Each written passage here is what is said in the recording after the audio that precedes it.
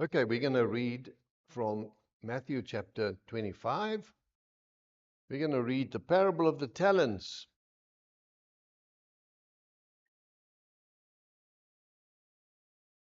It's the longest parable in Matthew. Again, it will be like a man going on a journey who called his servants and entrusted his property to them. To one he gave 5 talents of money, to another 2 talents, and to another 1 talent, each according to his ability. Then he went on his journey. And the man who had received the 5 talents went at once and put his money to work and gained 5 more. So also the one who had 2 talents gained 2 more. But the man who had received 1 talent went off, dug a hole in the ground, and hid his master's money. And after a long time, the master of the servants returned and settled accounts with them. And the man who had received the 5 talents brought the other 5. Master, he said, you entrusted me with 5 talents. See, I have gained 5 more. His master replied, well done, good and faithful servant. You have been faithful with a few things. I will put you in charge of many things. Come and share your master's happiness. The man with the 2 talents also came. Master, he said, you entrusted me with 2 talents. See, I have gained 2 more. His master replied, well done, good and faithful servant. You've been faithful with a few things. I will put you in charge of many things. Come and share your master's happiness. Then the man who had received the 1 talent came. Master, he said, I knew that you are a hard man, harvesting where you have not sown, and gathering where you have not scattered seed. So I was afraid, and I went out and hid your talent in the ground. See, here is what belongs to you. His master replied, you wicked, lazy servant. So you knew that I harvest where I have not sown, and I gather where I have not scattered seed. Well then, you should have put my money on deposit with the bankers, so that when I returned, I would have received it back in interest. And then the master says, take the talent from him and give it to the one who has 10 talents. For everyone who has will be given more, and he will have an abundance. Whoever does not have, even that which he has will be taken from him. And throw that worthless servant outside into the darkness, where there will be weeping and gnashing of teeth. Strong parable of Jesus. In this section of the book of Matthew, Jesus is using parables to explain the kingdom of heaven. So he says in the previous parable, the kingdom of heaven is like. And here also, and then he says again, it will be like this. And then he tells the parable of the talents. And this parable is about a man going on a journey, and he entrusts his property to his servants. And the idea was, it doesn't say it specifically, but that's the idea. When you see the master's reaction at the end, you know that that's the idea, that they will take care of the master's property. and that they will be good and wise investors so that what was given to them will grow, and then that they would be faithful in what was expected of them. The word here is used a talent. Um, it's not about our talents, like my wife has a talent for playing music. It's not those talents. The talent here is originally a measure of weight, but you can also see that it was a talent of money. It became a measure of weight in terms of money. So a talent was 34 kilograms of metal. It was about 20 years uh, um, salary of a laborer, sorry. 20 years wages for a laborer. And today's metal value, if it was silver talents, one talent would be 1.1 million USD. And in gold, it would be $103 million, one talent. So you see, the master showed incredible generosity to his servants, and the kingdom of heaven is like this. So it's not just the one got 5 and the other one just got 2 and the one got 1. They got hobos from the master, and that's very important to notice the heart of the master. This parable is about stewardship, being good stewards as God's children, as the servants. And the definition for a steward is someone who looks after or manages the property of another. Who manages or looks after the property of another. Historically, a servant was in charge of his master's house finances. Okay? And the Greek word there for the steward is oikonomos, and stewardship is oikonomia. Can you hear the word economy? Oikonomia, economy. That's what economy is in Greek. So that's just a historical thing. But similarly, we, just like that steward, we are called to manage the master's property as good stewards. Stewards, not in terms of just money management, tithing. We in the church, we talk about stewardship, and we talk about that in terms of money, but it's far more than that. Stewardship is far more than that. And when we talk about talents, again, it's not just money management.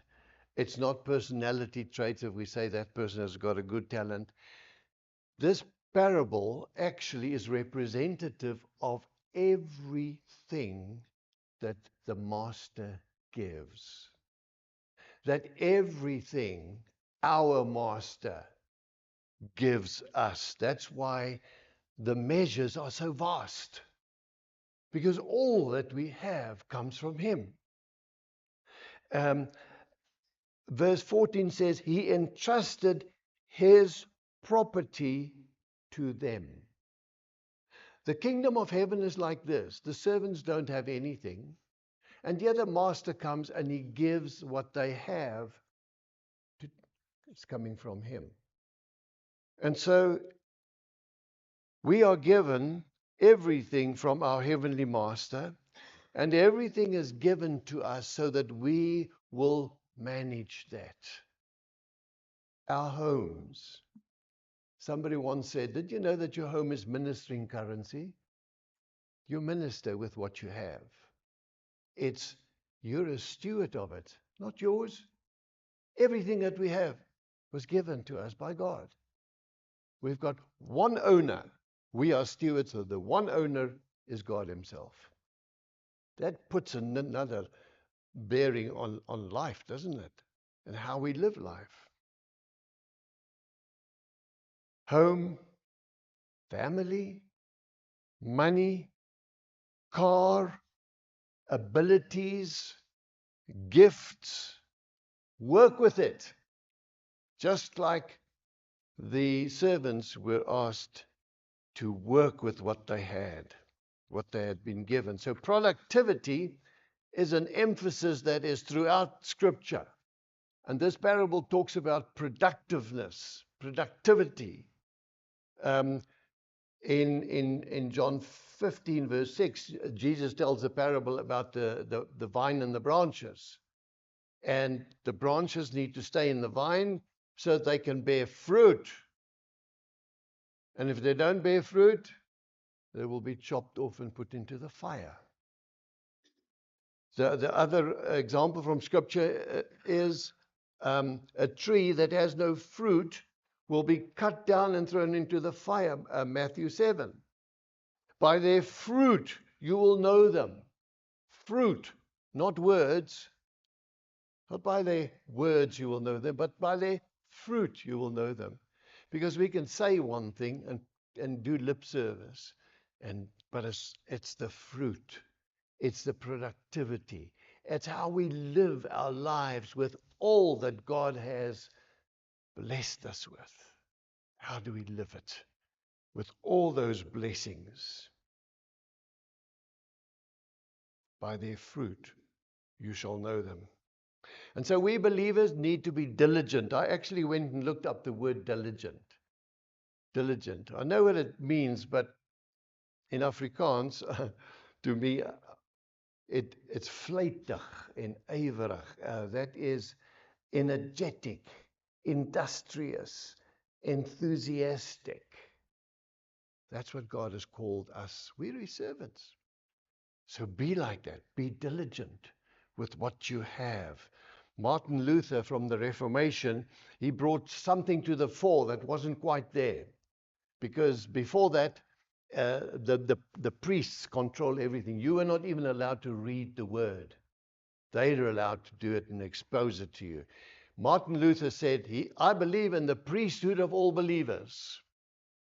All believers are priests, prophets, and kings, the Bible says. And so he then says, okay, that doesn't mean the priests go, the clergy go. No, the clergy stays. But the clergy have a job, and that is to equip the saints for ministry, encourage the saints to be practiced, not to sit and receive.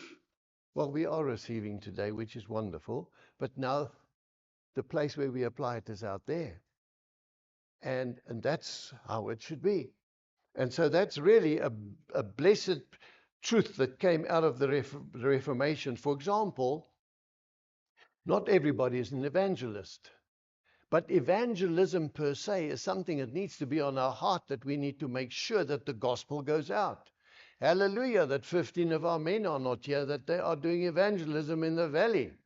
I had a wedding on Friday and Saturday. I wish I could have been there. But nevertheless, evangelism is something that needs to be on our heart. God called us to be witnesses. God called us to bear fruit, so that people can be blessed by it, see it, become jealous in a healthy way and say, I want that. Like when I was in Standard 6, a guy said to me, I've just been born again, but the stars were coming from his eyes. I said, I want that. And I went to talk to our leader, that he was a matric boy, that helped him. And I said, I want being born again. I didn't know what I was asking, but I wanted the stars. And God calls us to live in such a way that people want what we have. R.C. Sproul, a lovely Bible teacher, he was once challenged in his organization, a Christian organization. He's a professor, and I don't know what organization it was in, but anyway, he fired somebody. And they challenged him and said, you don't fire people in the church. That's not Christian. He says, what is not Christian is not working. What is not Christian is not to be productive, or to not be productive. That's not Christian. We are called to productivity, Just like those guys got their talents, it was expected that they be productive and make it more. And so, friends, you and I have got spiritual capital that's given to us that need to be utilized, put into practice. Our gifts, our abilities, our opportunities. I even need to put my gift of my wife into work, That's a joke.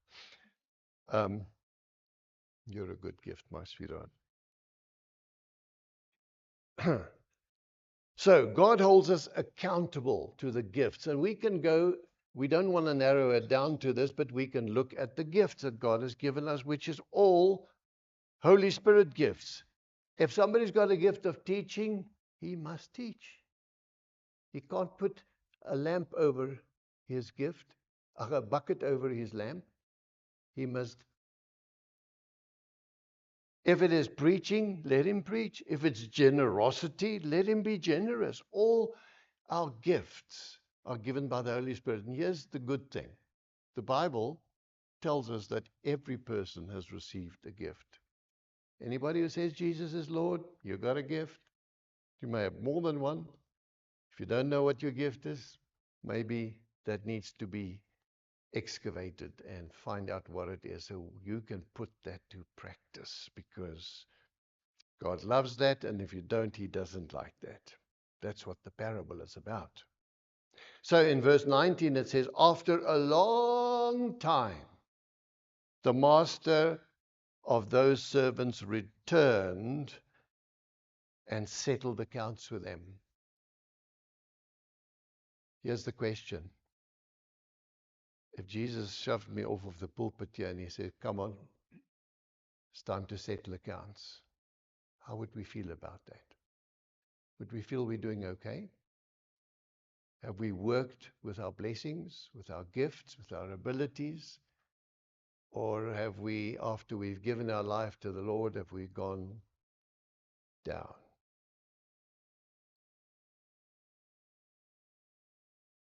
He may say to us, I gave you this ability, this opportunity, this mission, these finances, these possessions. What did you do with it, my child? The five gift guy and the 2 gift guy, they doubled what they got. Fantastic. Master, you entrusted this to me, the 5 talents and the 2 talents. See, I have gained 5 more and 2 more. They both said exactly the same thing. And the master then gives such a beautiful, encouraging response. And I'm sure you and I would all like to hear that when the master one day settles his accounts with us. What does he say? Well done, good and faithful servant. Come and share your master's joy or your master's happiness. Hey, wonderful words, hey? Love to hear that one day. Note a couple of things. Both of them got the same accolade, the same praise, whether it was 5 turning into 10 or 2 turning into 4. Both got the same. So it's not about the size of the return, but it is about the faithfulness of doing what was expected. That's where the blessing is. Each was given according to his ability. Some was 5, big ability, 2 ability, but both doubled it, and that's both got the same response. Well done, good, faithful servant. If Billy Graham decides, I know that's on my agenda, but I'm going to cancel that rally that I have. And there's an old lady who's just relegated to her room, but she's an intercessor of note. And she's as faithful as they come. Who will get the biggest slap on the back? Billy Graham or the little Omaki there in her room. We need to see faithfulness as what God wants of what He has given us. The church, friends, is not a talent show. It's not for me to compare myself to somebody else. It's for me to know what God has given me and for me to work with what God has given me. So to compare myself is to devalue myself and is to actually make the Lord sad. So stewardship is primarily a matter of faithfulness, and listen, not a matter of impact. Why do I say that? Listen to this quote. Among truly faithful Christians, only a fraction will have a biography written about them. Amongst all the faithful Christians, only a fraction will have a book written about them. That's fine. Master said, well done, good and faithful servant. That's what it is about. John Newton said this. He says, if two angels were to receive at the same moment a commission from God, one to go down and rule Earth's greatest empire, and another to go and sweep the streets of its smallest village, it would be a matter of entire indifference to each which service fell to his lot. Because of the joy of the angels, for the joy of the angels lies in the obedience to God's will. That's where it's at. It's not what has been given to us, so stop comparing yourself. It's you and God. Be faithful to the talents that He's given you. And I mean that in the sense of the parable. Be faithful to what has been given to you. The parable now takes a turn. And now we come to number 3.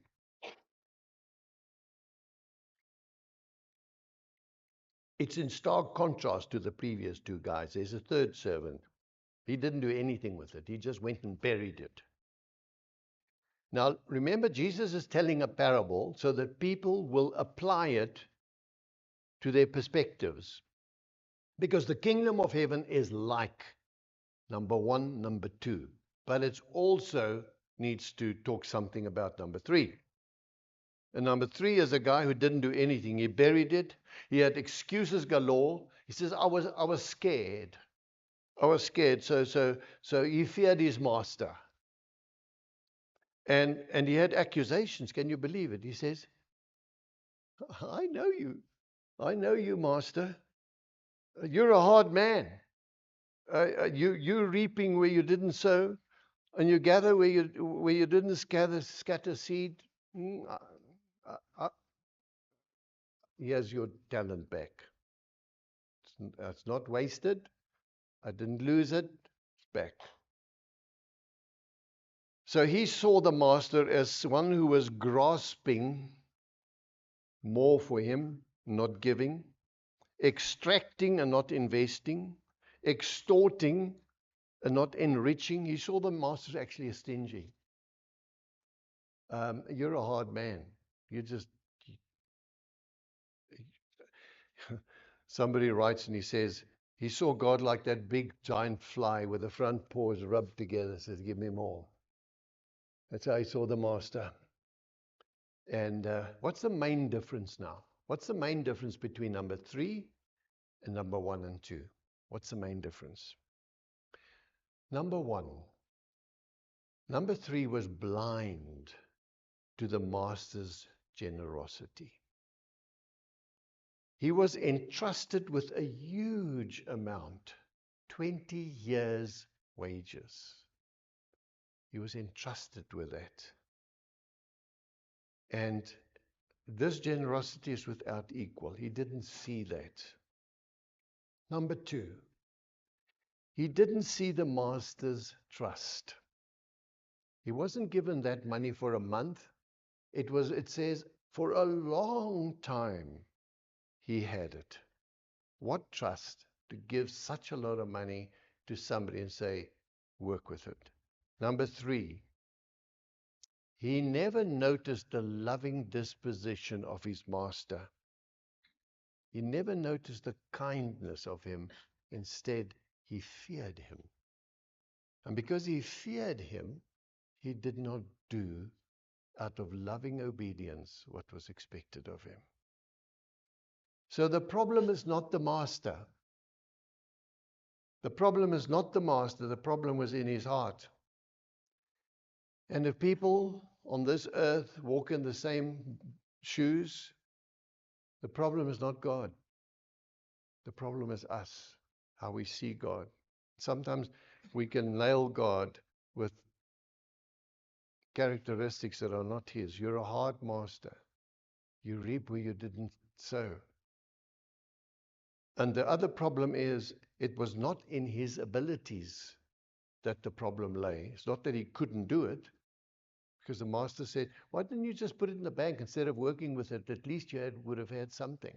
It's not in his abilities, but it's in his laziness, the parable says, and in his excuses. Listen to the result here. The result of all this for the third guy, verse 26, you wicked, lazy servant. Number 30, the master says, and throw that worthless servant outside into the darkness where there will be weeping and a gnashing of teeth. Friends, we make excuses sometimes to justify. God says, that's plain wickedness and laziness.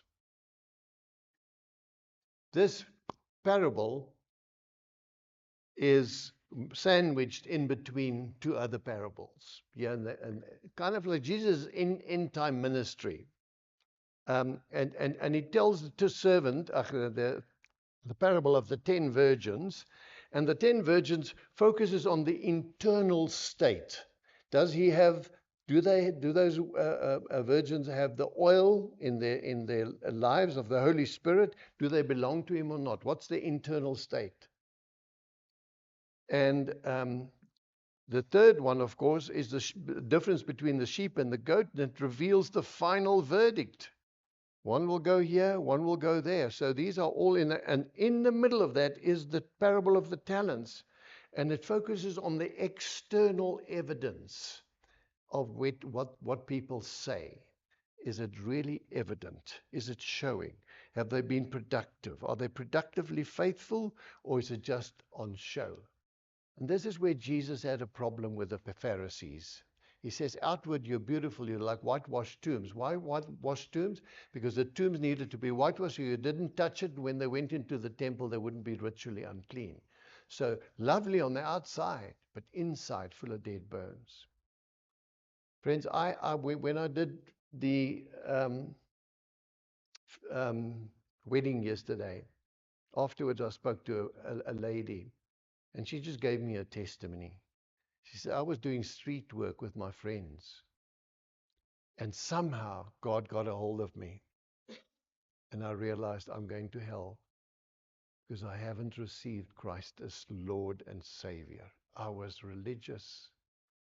I wanted to be in with the crowd, and I went out on the streets and I did street work, spread the gospel, but there was nothing there.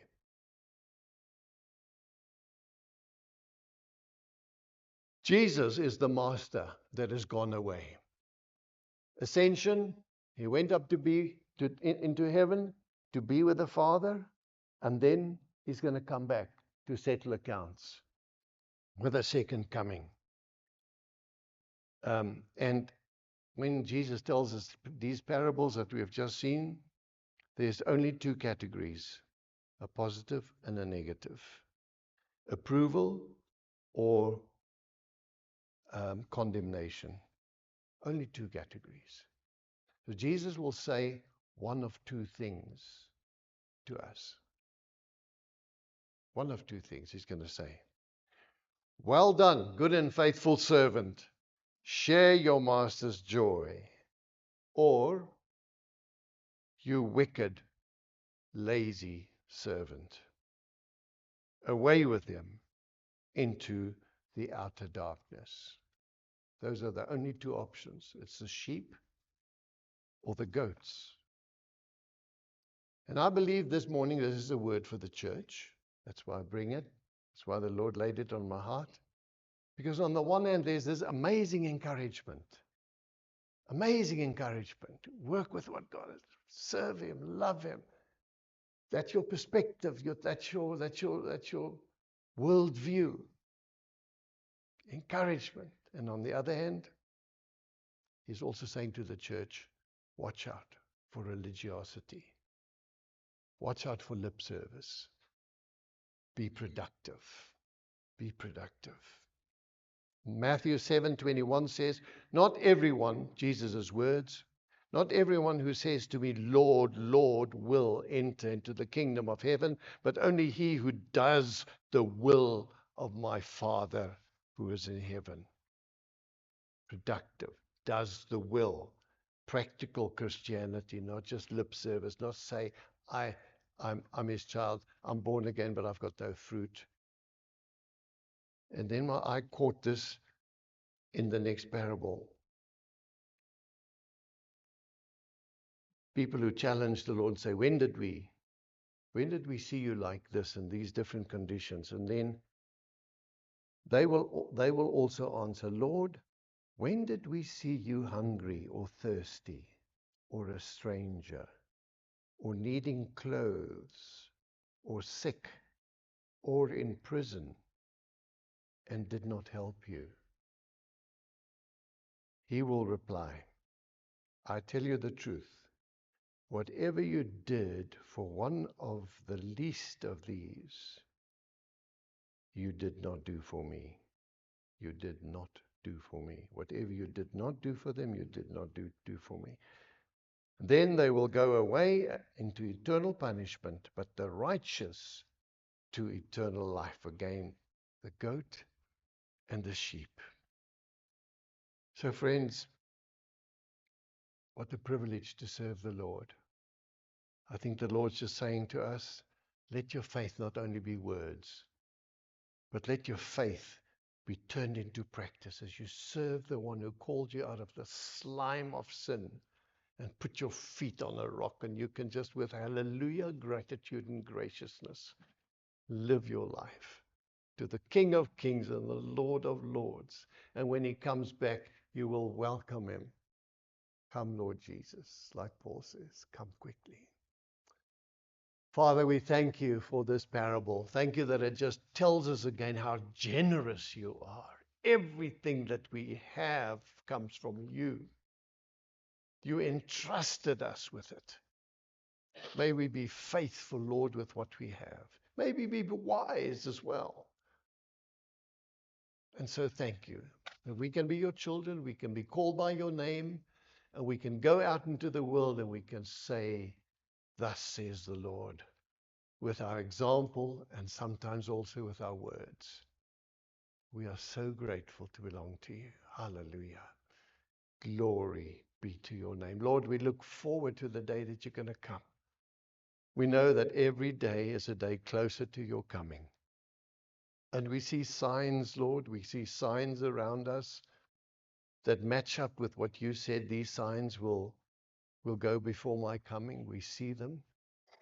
And Lord, we know that you are coming. You're going to come like a thief in the night, but that's okay. May we be ready. We welcome you, Lord Jesus. We welcome you back home.